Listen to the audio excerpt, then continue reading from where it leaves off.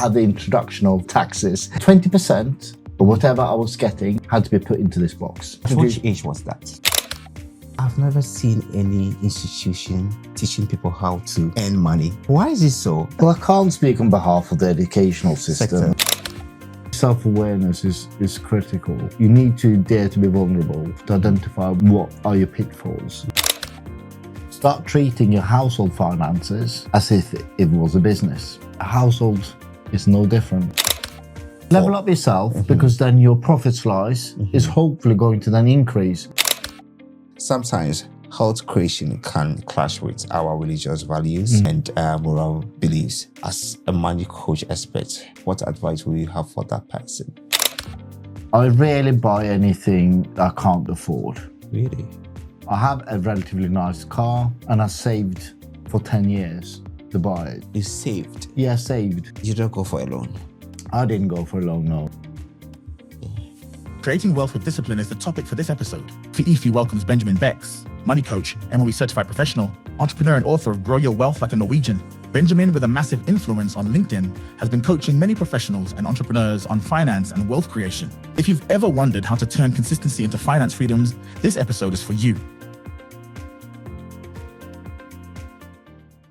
This show is brought to you by Studio 88 Live. So guys, welcome to Lifestyle with Fiifi, and we do have Benjamin. Benjamin, you are welcome. Thank you for having me. Yeah, we finally meet, and we have Rocky. Rocky is Benjamin's new friend, my dog Rocky. I hope you'll be a good boy on set today. Benjamin, welcome to Lifestyle with Fiifi. Thank you. Benjamin, you grew up in Norway before moving to the UK. Yes. Tell us, how did your journey shape you on money and financial discipline? Sure. It's a bit of an interesting one. I think the Norwegian culture is perhaps quite different to the British culture. It's also massively influenced by my father. He's always been very good with money management. From an early age, you get pocket money as a kid, right? You know, you get either weekly or monthly, and then you get Christmas money or birthday money. But from a really early stage, I was told I had to have those bookbinders with Excel paper sheets. And I had to put entries in there. Let me help you. Rocky, sit here. Be quiet. So I had a binder with Excel spreadsheets, and I had a little, not a piggy bank, but like a aluminium safe where I had to put money in. And basically, the intent was to teach me the beauty of longer term savings. So when you're a kid, it's more like you want a new bicycle or you want a video game. So I had to have the introduction of, I call it taxes. He called it, savings. Okay. So 20% or whatever I was getting, either for summer jobs or any pocket money, 20% had to be put into this box. Wow. And then I was introduced. At which age was that? I would say quite young, because it's a discipline thing. I can't remember exactly how young, but I do remember, being, 13, 14 and having, weekend jobs or whatever. Wow. And I always had to sort of declare my earnings, this is, how much I've earned. And he would check my entries in his book and put that money away. So you had a central bank at home? Had a central bank at home. Yeah, central bank at home. Clearly, at the time, that wasn't appealing to me. Giving away 20%. But it did teach me the whole automatic savings. It's just because then, from a young age, I just thought to myself, okay, if I want to have a certain amount of money, then I need to work that a little bit extra to account for the 20%. So in a twist, it kind of taught me about taxes. Even though this was me saving the money, he taught me about taxes. So another memory from growing up was when I was a teenager, they had a big project at school. It was called, kind of a rough translation, Set Your Roots. It was a year-long project, but you were required to put together your CV, apply for a hypothetical job, prepare for that. Then based on the salary and offer for that job, you then had to create a household budget. And you also had to put together your proposal for a mortgage, Mhm. or a hypothetical mortgage for a house you wanted to live in. So it really mimic what adult life is like, and giving you the life skills of from an earlier stage of preparing, researching, all of these things. And it all culminated with a big presentation for the class to show, you know, what are your jobs, where do you live, all of these things. And I feel that upbringing has really shaped the way I view money now. And that was some of the intent with the book, to explore more the practicalities, behind it. I find many YouTube videos, they're quite abstract. Before I entered the world of finance, of course I looked at the videos with how to generate wealth, how to do this, how to do that, but they're not very is not very practical or step-by-step system. And clearly, depending on your skill sets, your insights, what you want to achieve, that road may look different to you. But the fundamental piece of household finances doesn't necessarily change that much. Yeah. And I like the fact that you said practical. And for me, for instance, I've been to school. Yeah. To higher education, of which I studied philosophy. But I've never seen any institution teaching people how to earn money. Yes, yeah. Why is it so? Well, I can't speak on behalf of the educational system, but I have seen some teachers say they have so much curriculum to cover that I find a part of it is you need to own certain life aspects yourself. Yes, there's a certain element of financial literacy which should be taught in school, but one could argue that if you add on all the extra topics we think that should be taught, then will you ever finish education? There's so many things. But with YouTube, there's so much good information out there. Perhaps I'm overwhelmed, but there are institutes in the UK now who really focuses on helping with the financial literacy. So I do think it's more accessible now than perhaps it used to be. So I can't then speak for the educational system in the UK. Mainly I've gone through it, but as I alluded to earlier, there are some differences. But I do, throughout my entire journey, I'm finding a bit of ownership, accountability. We need, there's so much to learn, but you need to take a bit of accountability. Everything is so widely available online. Clearly, in my book, I wrote about some things to avoid, but self-education doesn't always mean a formal qualification, but just taking ownership and look into things in a bit further detail. Benjamin Beck, Grow Your Wealth Like a Norwegian. 10 principles for modern financial mastery. I think it's time for Rocky to go. Yeah, do you want to do that shot again?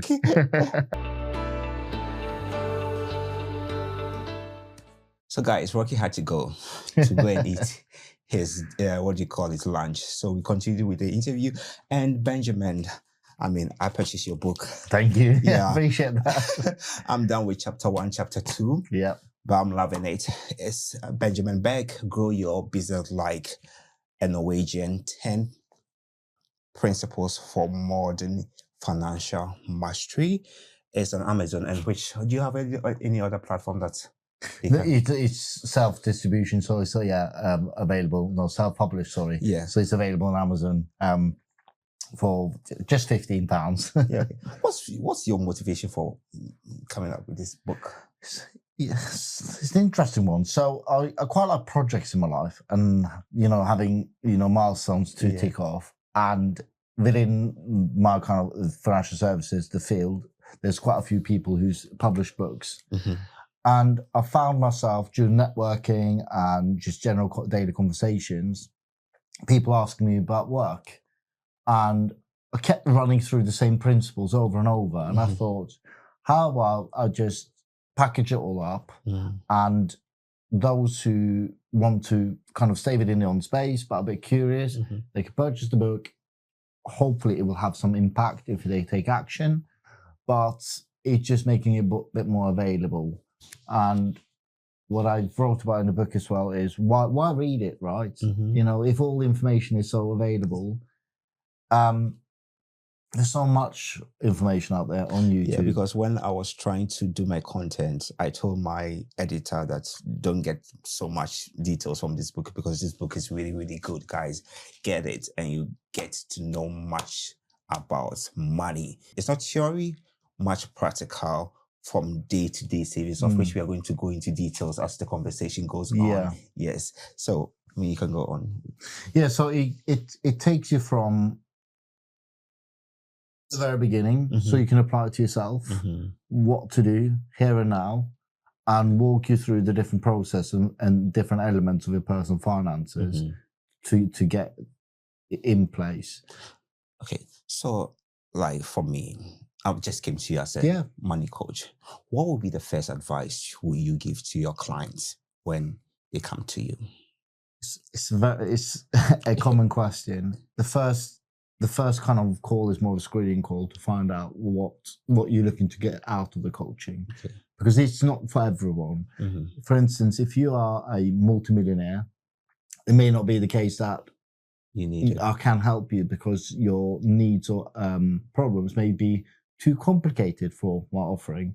But equally, those who are willing to change, it needs to be innate need, want to change. It's similar to going to the gym, right? Yeah. The personal trainer will sit you down, find out about your lifestyle, any injuries you have, what your time commitment is. Similar to the coaching, where the first call is more finding all about you. You know, what drives you? What are you willing to sacrifice, if anything? Have you got an income currently? You know, what is your lifestyle? And what are you finding difficult within your life right now? I say difficult, everyone else, we're all different. So some people may find the structure is challenging, can't find a structure. Others, perhaps a bit of a shopaholic, you know, spending too much money. I think we can always be guilty of that at some point. But then it's about mapping out that plan, but putting into structure around it where it's bespoke, but it follows of that framework which is in the book to then assess you where you are now and where is it you want to get to. Clearly, if you tell me you want to be a billionaire, I may not be able to help with that, but I can help you with a pathway, because at the end of the day, you either need to have an income to become a millionaire or a way to make that happen, whether through business, side hustles, etc. So Ben, at which moments of your life did you go like, you know what, I am in control of my finance? It's a very interesting question because I like to be honest with people. I'm not perfect either. So I'll go through phases and stages. So when I was in the military, I had one money system. And when I went into the civilian world, I then had to organize finances a different way, whereas now I run the business and therefore I need to have the business finance in order and my personal one. So I found out the way I structure it changes as my life changes, which is fine. So at times I have better control than others. So the systems overall do often change somewhat, but fundamentally it is going back to basics, which is, checking my bank accounts, as simple as that, and a spreadsheet. If you overcomplicate things too much, then I find that it doesn't work. Whereas if you have simple spreadsheets, simple systems, collecting receipts. But I think you asked me at what point you felt more in control. And it goes to the more complicated my financial life has become, then I've sat down and been more strict with myself. I do think that inspiration comes from my father because he has, we joke in the family and call it, he's got such hard control as steel. So we call it in Norway stål control, which means a firm, hard grip over his finances. And I always try to aspire to, you know, lead as an example, especially for my clients, but leading with I'm not perfect either. So it's much to do with self-awareness. When you know that things are not going well in your finances, then you have to go like take that bold decision to go like, you know what, I have to do the spreadsheet. As you said, sometimes you don't need an accountant, you just need a paper and pen. Yeah. When we're having a conversation before we came on set, and you sit down, you know, like, okay, so I paid for Netflix and I'm not watching Netflix. Yeah. Yeah. I have to take it out. So it's more of like you taking the actual decision by yourself to go like, you know what, this is not work for me and this is working for me or not. Now let's come into entrepreneurship. You are an entrepreneur. I'm also a young entrepreneur, 1.5 years in the system, running the studio. Do you think the system favors working for people? There's a big side there because I find social media continuously is against employment almost. Yeah. You know, they say, you know, you run your own business, you can only be financially free. It's not easy, as you well know. It's not easy. I don't think there's a conspiracy going on. You know, businesses have a need, they need workers, and they put a label of a salary for the output that's worth to the company. And I think some people have, like yourself, you have a bit more creative spark, and therefore you want to create something yourself.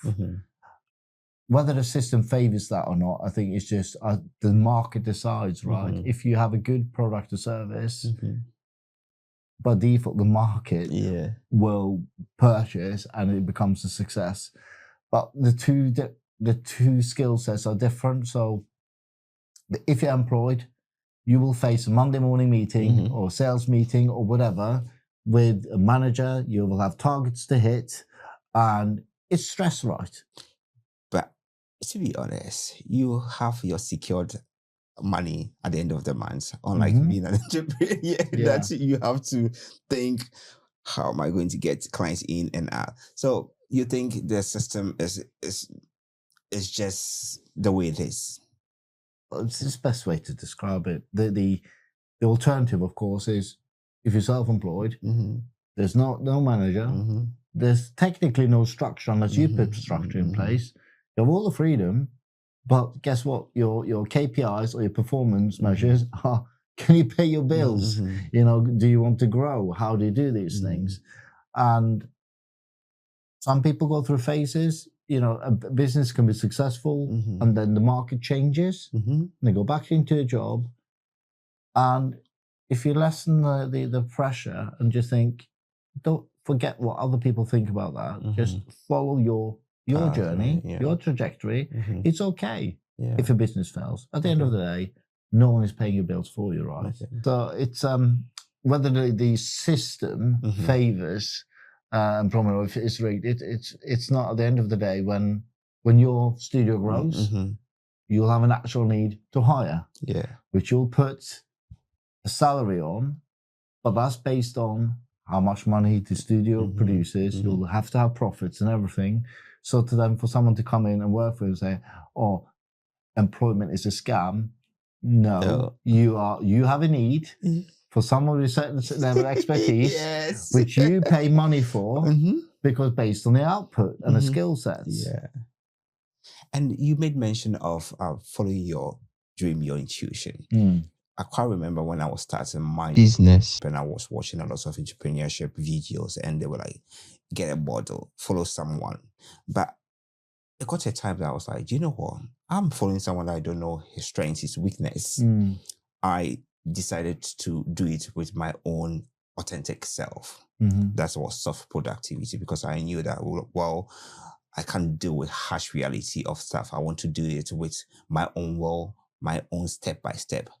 As a money coach, if an entrepreneur comes to you, will you advise him to have a model or be authentic to himself or herself? I think self-awareness is critical. You need to dare to be vulnerable. If not with me, with yourself, to identify what are your pitfalls. With that, I mean, I mentioned shopaholic earlier.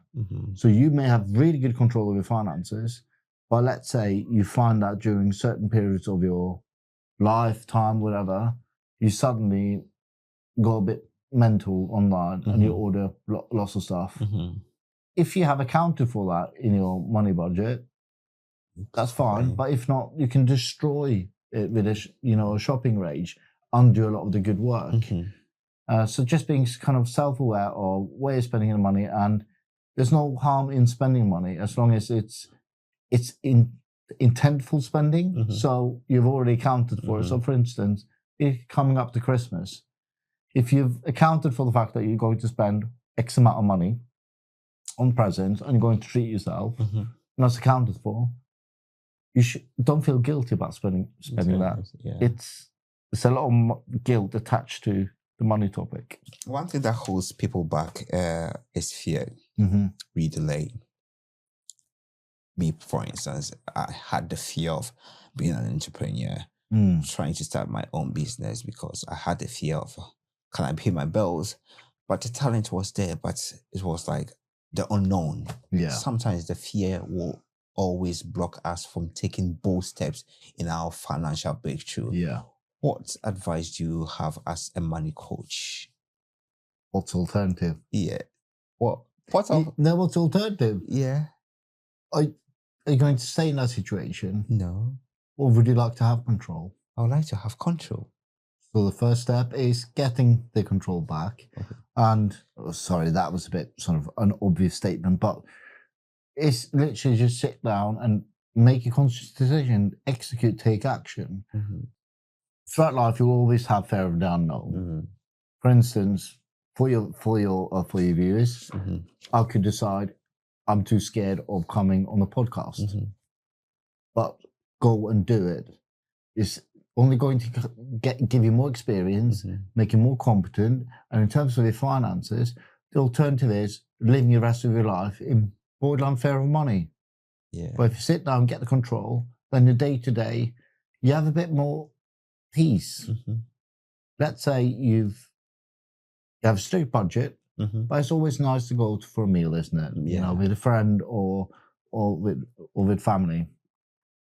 If you have control of your money, you can go to your favorite restaurant, and knowing you can enjoy the experience and not sweat when the bill comes, because you have control of the money. So therefore, the money no longer controls you in the same way as before. So, I mean, Ben, I just skipped through your book, even though I've done chapter 1 to chapter 2, and you were talking about household, what do you call it? Business. Yes. Household business. Yes. It's a salary that I'm getting. How does it become a business? Can you take us through this? So, as a business owner, you take your business seriously, right? Yeah. Because that's what pays you. Start treating your household finances as if it was a business. Okay. Because it's very similar. As a business, you get money coming in. You have all these different expenses, which runs everything. And then you got a profit at the end. The surplus money that you made. A household is no different. If you're single, you get your income, of course, after tax or everything, but you get your money coming in at the start of the month, or end of the month, actually, if it's salary. And you have all the spending, so Netflix, food, gas, council tax, electricity, all these things. But at the end, you'll have, hopefully, you'll have some money left over. That's the secret slice to long-term wealth. So that's money is, how do you call it? Is it your profit as a business? I like to call it profit, yeah, because there's money left over. You worked hard. Okay. Clearly, there's lots of things you need to pay for to live in a modern life. Okay. But then you have a bit of profit left over. Okay. And what you decide to do with that is the differentiator. You can decide to, of course, spend it. So next month, you're in the same position as before. Of course, you can decide to invest at that point. But in my book, I wrote about start investing in yourself first. Because, for instance, take me for an example. So I can't remember the salary I was on, but I put aside, I think, £50 a month for a number of months to do more qualifications. Okay. But in of itself, once I achieved that qualifications, my salary really jumped. Okay. So the return on investment was significant versus if you invest £100 and you get 10% return. Sounds like a good return, right?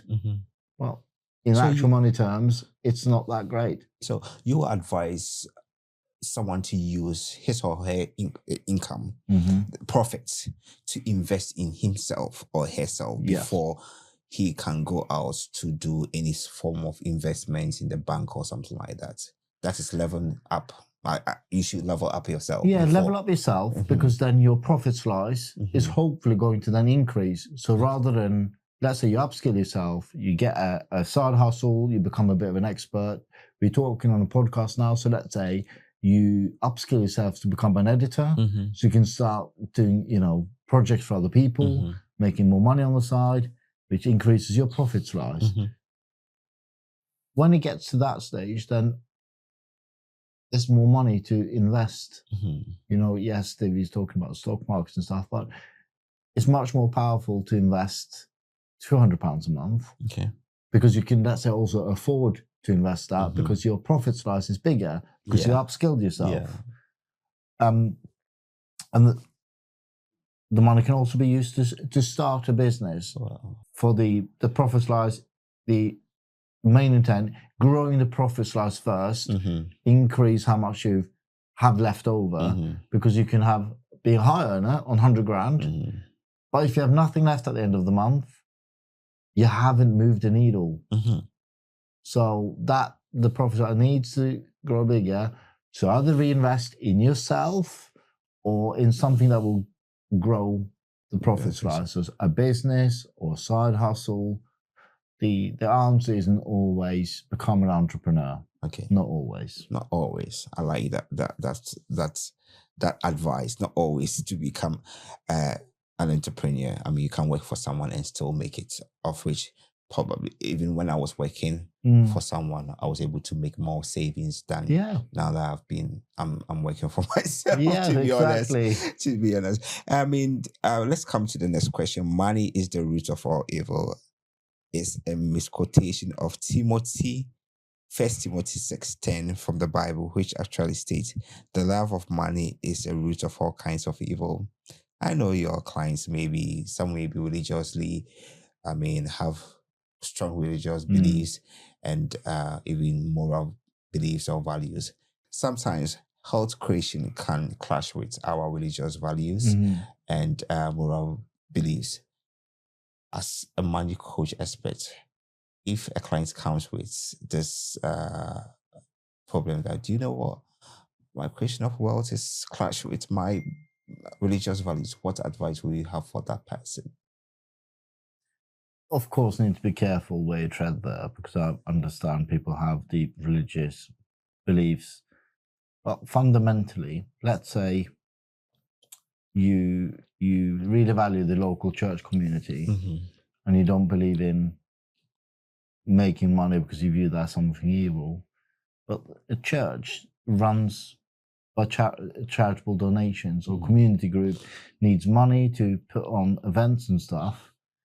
By you earning more, you can also be more charitable because you can afford to do so. You're not just living month by month. If you earn more, you can make an impact in local community. You can be more charitable. So the question then is being charitable and generous, is that in line with your religious beliefs? Yeah, it's true. I mean, that's a simple question that you give me. The more you earn, the more you are charitable to give out your money. Well, you have the affordability to do so. So let's come to the discipline of wealth creation. I know your dad has impacted a lot into you in your adulthood. What are some of the life lessons taught you to come up with? So I rarely buy anything I can't afford. Really? So I have a relatively nice car, but it's secondhand, and I saved for 10 years to buy it. You saved? Yeah, saved for 10 years. You don't go for a loan? I didn't go for a loan, no. Personally, I didn't. I know some people say, they take finance or something like that, which I understand. If you have got control of your money, you can. But personally, I've saved for a long time. 10 years. Yeah, 10 years. To buy a car. Yes. Yeah. Because then if something happened to it, of course, I'm not in a financial position where that would be ideal. Yeah. But if you have a car on finance, let's call it you like your cars. Yeah. And you pay, let's say, £300 a month on that car. It's on finance. Mm-hmm. Yes, I know people have insurance, but if an accident happens and the car is written off, you still owe the car company the money. Mm-hmm. You're now paying for something you don't even have. Mm-hmm. So I know there's lots of literature and videos online about debt, how it works, but I like to keep my life really lean, not have many loans or debts or anything, because then it frees you up. It doesn't weigh you down. The money worries are less. Conscious spending. I don't go shopping for big brands and stuff like that because I want to make those brands richer. Nothing wrong with nice clothes. I mean, living within your means. Yeah. Live within your means. Yes. That's the right way to go. Live within your means. So before you come in, I was just glancing through because I had done only chapter 1 or 2. Yeah. Now, there was a chapter that's when life punches on your face. Yes. I want you to elaborate which punch did you have that really took, a drastic turn on you. Which punch was it? And maybe it wasn't a punch. I just saw it when a sentence, when life punches on your face. Can you? It was more just a playful thing of, you don't know what's around the corner in life. You may have everything going well, and then suddenly something really unexpected happens. So basically, life punches you in the face. Yeah. And it refers back to the emergency fund, making sure that you have money for a rainy day, classic English saying, but also the importance of insurance. So not enough people in England have the right insurance in place. You insure your beautiful dog, Rocky. Yeah. You insure your house. Yeah. You insure your car. You insure many different aspects of your life. But what about yourself? It's true. If you lose your income due to unable to work, suddenly the house or cars or your household business, the money stops coming in. How long can the household last with the need it has for the financial input before things go really bad? So people need to think about insuring themselves, insuring their income. I'll call it kind of sick pay. It's officially called income protection. Income protection. If you have a family, life insurance. Because if you're not there to bring in the money, there may be debts in the family of everything, and something happens. At least if there's a life insurance there, it's less financial stress on your partner or even for your children. And there's just something really powerful I heard from another podcast, and said, by having a good life insurance policy in place, your partner doesn't necessarily have to move on to a new relationship because of a financial need, right? Okay. They can grieve, look after the children, and they're not forced to find a financial companionship. I'm very critical in this. I don't think we exposed a lot of stuff in the media about cancer and all these things. We think, it's not going to happen to me, right? Yeah. We just don't know what's around the corner. It's true. Sometimes there are certain things that you go like, it's far away from me, but before you think, it's just a punch on your face. It's when life punches in the face, can you survive that punch? Yes, you fall, and getting up can be bits. You can fall and just be on the ground. Yeah.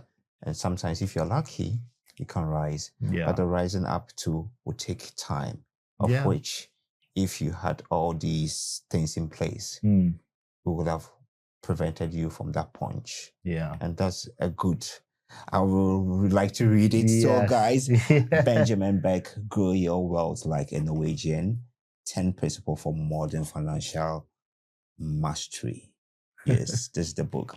So Ben, you are a money coach. Mm-hmm. I mean, when we came around, you gave me a lot of a lot of gems, like a lot of info.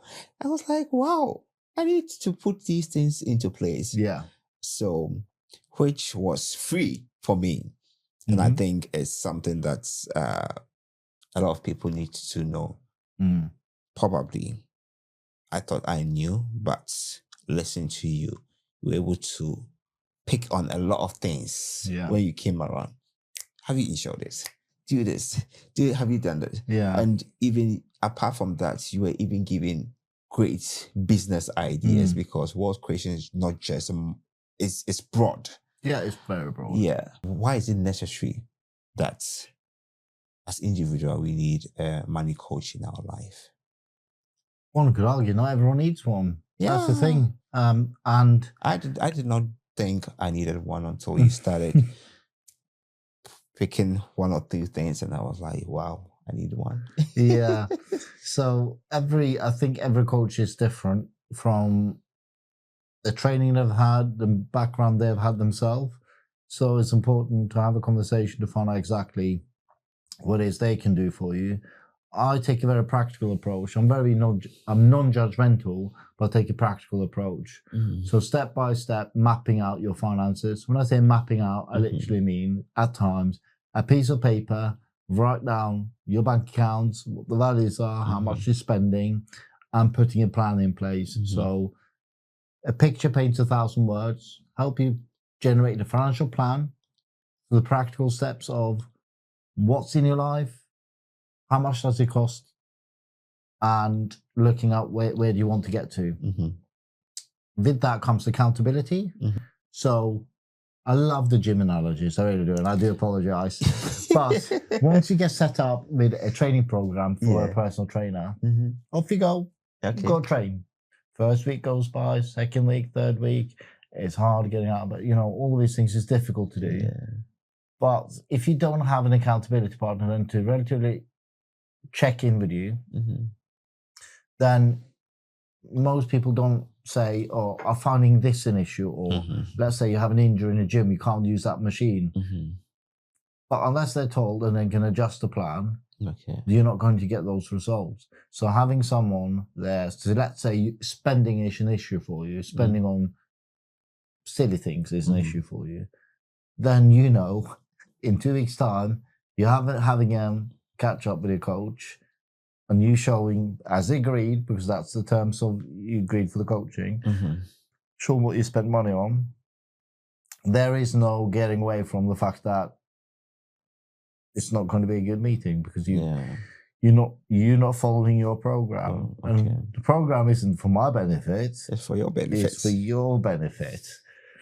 So the accountability piece, there is a massive reason why vast majority of successful entrepreneur, business owners, at every stage throughout their trajectory, or CEOs, executives, every single stage in their career, they always have someone for the next trajectory, someone for next level up, to then coach them, to guide them, to mentor them all the way through.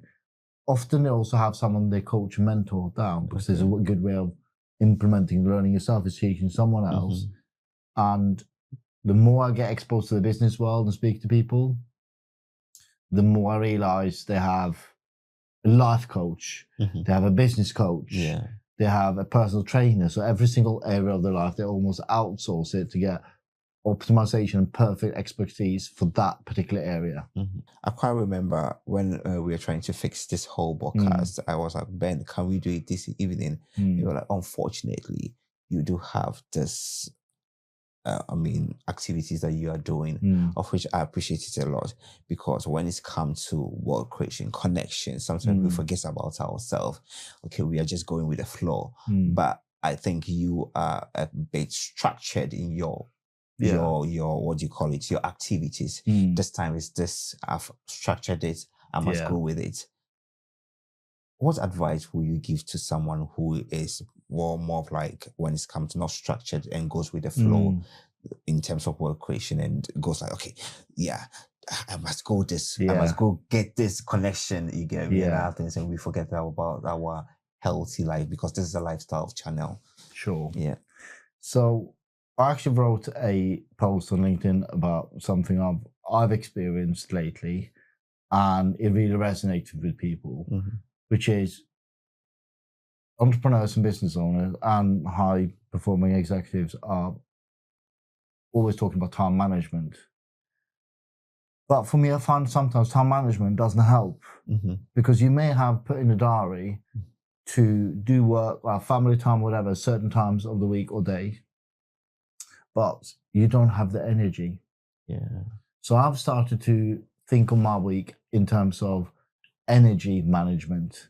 So if I have a big commitment in the day, such as doing a podcast like this or a social event, even though it gives me a lot of joy, it takes a lot of energy, which means I need to then factor that into my planning. So if I'm going to be doing some work later on or whatever, then it will have an effect on the energy I have left. Best way to describe it, we charge our phones at night to get to 100% in a day. Different activities saps different levels of energy away from you. So if you have your phone on standby all day, it's not going to take much energy. But if you start doing lots of video calls, everything like that, the battery will drain faster. So then therefore I map my week in the sense of I can't have multiple high energy draining events in the same day, because then I won't be able to perform at a good level, because then my 100%, as in my full effort, may only be at 50%, because that's what I have left. That's a good advice that you've given. Yeah. Because sometimes we just forget about ourselves and go like, we are going in for, okay, this event, this meeting. But as you said, self-awareness, you know yourself that, okay, 7 p.m., it's not going to be a great time, because during the day you've done all the activities. Coming here, you feel so tired. Yeah. And you will not be able to give out this advice. So thank you. That's a good advice. And now let's talk about someone who might be, not everyone can be an entrepreneur, right? And for instance, can I just clarify? Yeah, everyone can be, but it may not be for you. Yeah, everyone. I like the Don't fact. deselect yourself. Okay. Because I'm sure one point in time was very scary for you. It was scary for me. But fundamentally, you can read all the business books in the world to feel prepared. You can do the degrees to feel prepared. But isn't something weird and magical happens that you start learning as your need grows. So for instance, my business is now growing. So I had to need to learn more about IT and hire an IT company to help set that up. When I first started, didn't really know about that. I was more focused on business plan. You know, they much talk about business plans, but business plan evolves. We always, I find many people, including myself, think of something as static. You come up with something, put it into place, but everything just keeps evolving. What's relevant today for you and your business? Maybe in 6 months' time, it won't. It's not relevant, and in fact, you've changed the business around. But the beauty is you decide. It's your business. Yeah, and I quite remember I told you a service that came about due to a client asking me for a service. Like we do have Studio 88 mobile studio. Yeah. And a client wanted me to move to his or her location. Yeah. And I came up with that business idea. Yeah. Okay, let me come up with a service that can take the studio from the studio's location to another service. So as you said, we can come up with different ideas, different models. If this is not working, you have used the word self-awareness throughout. Yes. You sit down, you know yourself, and then you go like, do you know what really works for me? What really works for you as well? Yes, I like the self-awareness, of which has really helped me as a young entrepreneur. Before I was not much self-aware about myself. But becoming self-aware, I had to use the soft productivity method. That, look, I don't have that strength to be going here and there, going to look for clients. But with using the soft productivity, it has really helped me to get to where I am now. Yes. You're making it work for you. Yeah, it's working for me. Of which now I'm becoming more independent, because once independence of all, having control of your finance doesn't mean that the money should control you. Right? Oh. You should control the money, not money controls you. It's in the book. Almost there. But this is why you need to read all the chapters, not just the first two. I mean, I got this book just a week ago, but it's just that I've been a bit busy, but I'll finish it up. Yeah, I'll finish it. I think with the self-awareness piece, I think it's just important to, if you can, just be honest with yourself. So, speaking of the financial matters, there's nothing wrong with wanting a new gadget or wanting a new car, but it's a necessity to upgrade it to such a level. Some people are car fanatics. It gives them great joy and thrilling life to have an expensive car. I was a phone fanatic.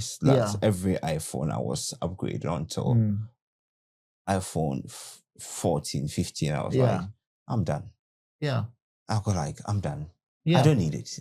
That's because fine. I was like, it does the same function. What else do I want from it? So I had to kill that desire to always upgrade. Yeah. Of which has helped me a lot. It can help you with 200, 100 quid that you can use to invest into something which is more profitable than going on to what is like, I always go like, okay, the era phone. Now I'll go like, it can make calls, it can send messages, it can store my diary, it can create activities for my calendar. I'm okay with it. Yeah. Yes. Exactly that. So, but you then moved from always wanting it to now self-awareness of, I don't need it. Yeah. And then now there's no need to impress anyone else. Yeah. But you're satisfying your need. Yeah. And rather now the phone is now what you call it, ruling your life. Yeah. Rather than you taking control of the phone. The phone is now controlling you. iPhone 17 is now. You have to buy me. Yeah. Now you are in control of your money. Yes. And this is what that book talks about. Any more or few things that you want to share so that we can bring the only thing we touched a lot about the foundation and beginning phases. So the next couple of chapters does get a bit more tasty, shall I say. This is the stuff people want to talk about. This is all about investments, but that could be an entire podcast in itself. So what I would say is, for those who purchase a book, if you could kindly just show me the receipt of it, and I'll happily do a consultation with you and perhaps see if coaching is for you.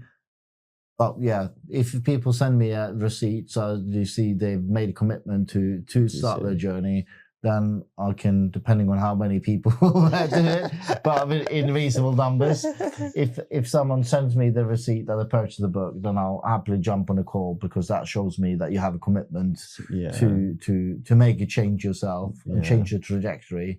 And I do like to then invest in those who invest in themselves. Yeah. Thank you very much. And we can get it on Amazon. Yeah. Yes. The book is Benjamin Beck. Grow Your Wealth Like a Norwegian. He's Norwegian. Yes. Yeah. Living in UK. How was something lighter? How was your military life like? I look back at it with fondness. I'm still sort of serve part-time. Okay. And have a lot of friends in the military. So it's definitely shaped me in terms of discipline with life. I have a couple of friends who laugh at me because I'm always sort of regimented with things, but it never really leaves you, I think. But all in all, it shaped me who I am today and it gave me, life perspective, and I grew up self-reliant, not self-made, self-reliant, but not self-made. It's an important distinction to make. Have a big, great support system around me. I've enjoyed the career in the military, and some people ask me, "Oh, why did he serve?" So my father served himself, and when is it the UK or Norwegian? He served in the British Army, and when I was leading up to, I think, 20 years old, I didn't really know what I wanted to do, which is very normal. You know, who's got their life figured out at 20? Some people do, great for them. Many don't. And he said, "Well, I figured my life in my 37, so yeah, it's normal." Yeah, it's very normal. Like for me, 37 is when I was like, this is what I want to do. Yeah. Before I was just trying all things here and there. It's good to try. It's good to try, but sometimes it can be stressful. Yeah. But it's there's so many. I'm quite a reflective mind often. I think to myself, there's so many different jobs out there. Probably jobs you don't even know about. That you could probably be really good at, but yet we are forced into this funnel of find one career and start building a career ladder. But my father is a great inspiration because he's, in his lifetime, he's still alive, I say lifetime, but in his working career, he's had multiple different careers, and his best philosophy on it is what was right yesterday may not be right today. And it just relieves all that pressure around things. And I like the fact that you said the conventional way of life, of which we are known to. My mom will go like, you have to go to secondary school, finish university, get a job, and she was going like, get a civil servant job that you can stay in for. But I think the conventional way, the other day I was talking to my younger brother, and I was like, I asked him, what profession would you like? I don't want to work for anyone. I want to work for myself. I was like, back in those days, how dare you tell someone that you want to work for yourself? But I was glad and happy that he had this bold, mindset that he wanted to work for himself. And I think the conventional way of life, or way that you have to go to uni, there's other ways that you can show up. There are other ways. I just would say caution to the economy is forever changing, but for those who may not want to go to university, it's employment isn't end all be all. I've noticed several people in my circle, redundancies happens, businesses fail, all of these things. So I think our perception of security, that has changed. Even in employed roles, many do change firms every 2 or 3 years. So I think the generations are different. The marketplace is different.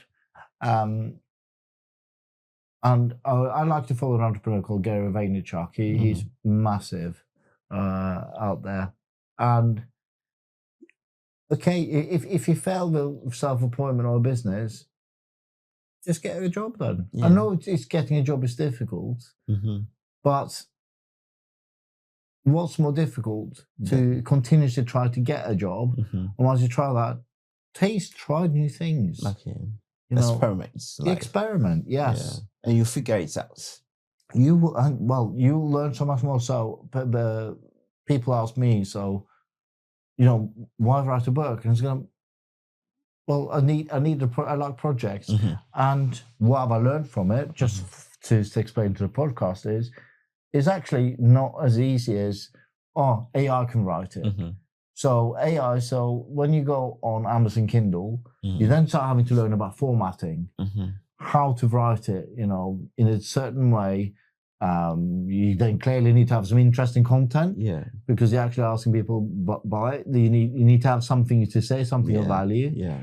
And then there's the graphic design side of things. Do you hire someone? Do you use Canva? But from what seemed to be a simple project of write a book, then suddenly all these layers of information you then need to learn different areas. Amazon Kindle, for instance, need to learn how to use that, structure it, and then the process of writing a book can take time.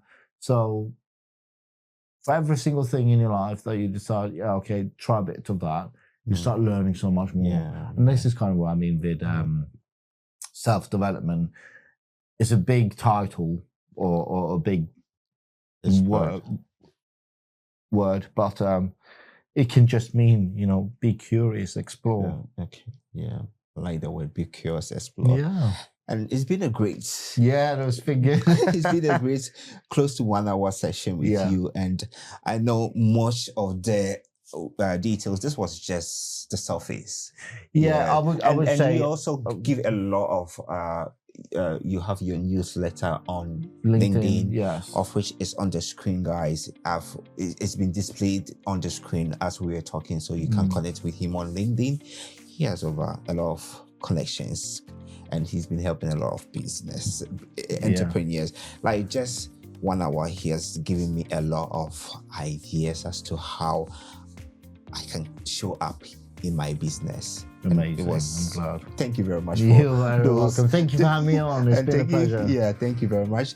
So it's been Lifestyle with Fiifi. It's nice to be important, but very, very important to be nice. I hope this content will help you create some wealth, but this book will help you create more wealth. Yeah, it will help you create more wealth. So get this book on Amazon, Benjamin Beck, Grow Your Wealth Like a Norwegian. Yes, go get it from Amazon. And thank you. It's nice to be important, but very, very important. Oh, Rocky's sleeping. The sweetest thing I did this year is to get him. He's 9 months old. Rocky, bye-bye. Ben, bye to all of you.